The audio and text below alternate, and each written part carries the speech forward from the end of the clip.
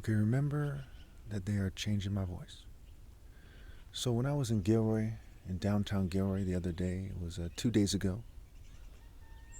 I believe we're on day 4 today. Well, anyway, there was a person on a scooter, and he rode by really fast, and I took a picture of the video, a screenshot from the video, and I put it on the screen for you to see in this video.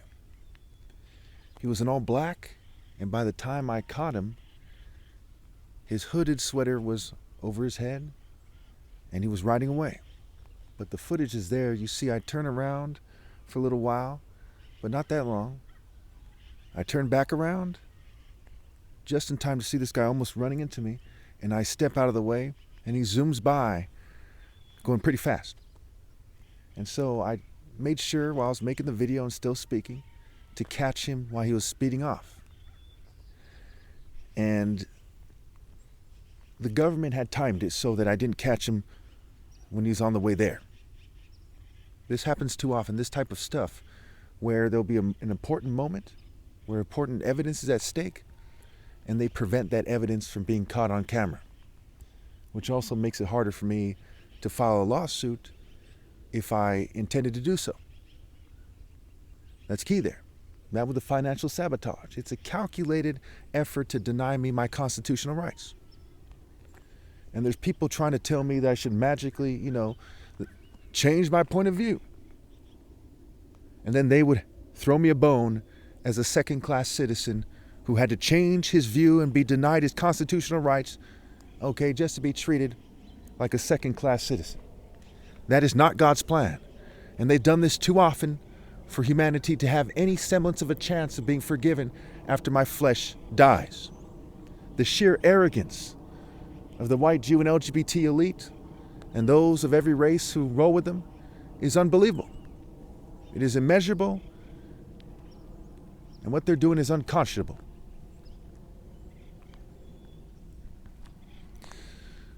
The other picture I'm going to put on the screen is a picture of a gentleman who talked to me at Westcliff in Santa Cruz, where I may very well go again today, because there's not very many places for someone like me to go. Downtown San Jose is noisy. Downtown Gilroy doesn't bear any fruit. There's some attractive females that might overhear what I say, but that's not really doing God's work, because they would also reject me if I tried to talk to them. But Santa Cruz is a certain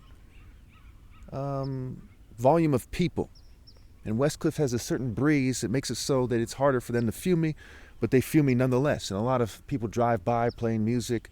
People do things to try to interfere with the video. It's very petty. I thank God Almighty that I'm not from any of their point of views, because I would not want to waste my life groveling, sniveling, and whimpering. Groveling to the elite as a sniveling coward, and whimpering instead of manning up with a spirit that roars like a lion and the spirit of moral precision. Their spirits have failed them miserably. They like to fume me and try to act aggressive around me, and I shake it off masterfully. I am not disturbing the peace, they are. Would you make the argument that a female who is dressed modestly shouldn't dress that way because a bunch of people who want females to dress like sluts would then rape her and attack her in public? That she shouldn't be allowed to make her speech in public? But instead, she should realize that she's disturbing the peace because people don't want to hear that. That argument is particularly repugnant. How much worse when it's the most righteous person that ever lived? For those of you who are gender neutral, who believe a male and a female have the same value, how much worse, especially to you, when that individual is the most righteous person that ever lived with a universal scale that people haven't presented a viable counterargument for. Write down Proverbs 4:18. The path of the righteous is like the morning sun, shining ever brighter to the full light of day. Shining brighter. Why? Because righteousness, when it's more intense, is greater than righteousness when it's less intense. Well, some of you will say, well, duh. Now apply that to martial intensity. The top martial arts who God chose to outmaneuver anybody and everybody, where it matters most, in the natural evolution of humanity, from a primitive state to something that goes beyond all technology and science put together. And that is the pinnacle of martial arts. Natural greatness. Would you marry someone because they have a cool robot? Or because they invented a car or something? Or would you be wise enough to see that the most desirable bridegroom, the most desirable bachelor, if you will, is the top martial artist ever possible? And if any female doesn't understand that, what is she worth? Where do you draw the line?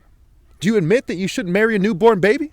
You shouldn't marry a dog or a horse? Where do you draw the line? What distinctions do you make? And as the government is playing you out, as you dance to their tune, how can you not resent them for it? No one has the right to stifle the free speech of the most righteous person that ever lived. When a society refuses to concede that, what are their spirits worth? They could all get together and project their spirit like a bunch of mirrors coming together to project the reflection of a light in the same spot. But all they would be reflecting is cowardice, is patheticness, is pitifulness, is a refusal to acknowledge what a superior spirit is. No victory can be attained from a spirit like that. All true victories must be in the spirit that I am in, which is God's spirit, which acknowledges the divine order, the Royal African Falcon top martial artist order. Royal because true royalty from God, not mere human royalty, but true royalty from God is sacred, is important, and things of that nature. African because we all come from Africa and we see the most diversity in Africa. We see people who have kind of maintained certain characteristics from the past, though they have evolved like everybody else. And you should know what I mean. Not because my skin is black, but because my patriarchal line propounded righteousness and I am the finality. I am the finish. I am the end of all righteousness on the planet. When my flesh dies, that's it. No matter what anyone does, they can pray all day. It's not going to change anything. If you pray all day, will a bunch of money appear for no reason? Without someone planting it there or something? No. Neither can your prayers save you from eternal blockage, being blocked out of heaven because what you have done to the righteous for generations. That is justice. Justice isn't pretending that people should continue following the oppressor. Justice is acknowledging that the righteous are taken away to be spared from evil. But you, those who are the offspring of a sorceress, of a prostitute, so to speak, who are you mocking? What God are you lying about? What have you? So we see the final failure of the human race when their failure to acknowledge me. As they scramble for things of this world instead of scrambling to do God's work. They run in the paths of the devil's commands. Lucifer being a devil in a suit, so to speak. And things of that nature. Someone pretending that they're above other people when they're not. And Satan being someone like a satanic rock and roll type of person, rocker from Santa Cruz, a rocker and a mocker, who acknowledges that he's a devil openly and publicly. If you are to say that any race, white, black, any race, has cultures that are on the spectrum of that, and that's it, then you have said that that group of people is satanic on a spectrum, and that none of them belong to God. So some people often say to me, well, that's what it means to be white. No, that's what you said that it means to be white. And as you accept that, you're making it true. And if you really cared about people and God and what's right and your race or whatever, then you wouldn't insist on that definition for them. You would refuse the Setian satanic definition of your group. And you would strive to make your race a proud race that obeys God through me.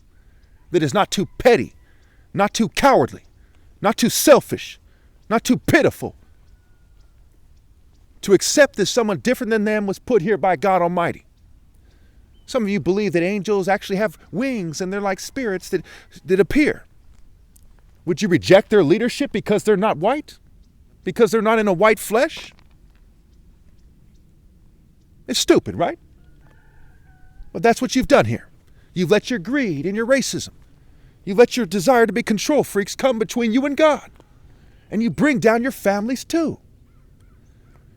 And if the people in your family heard your explanation for what's going on and they heard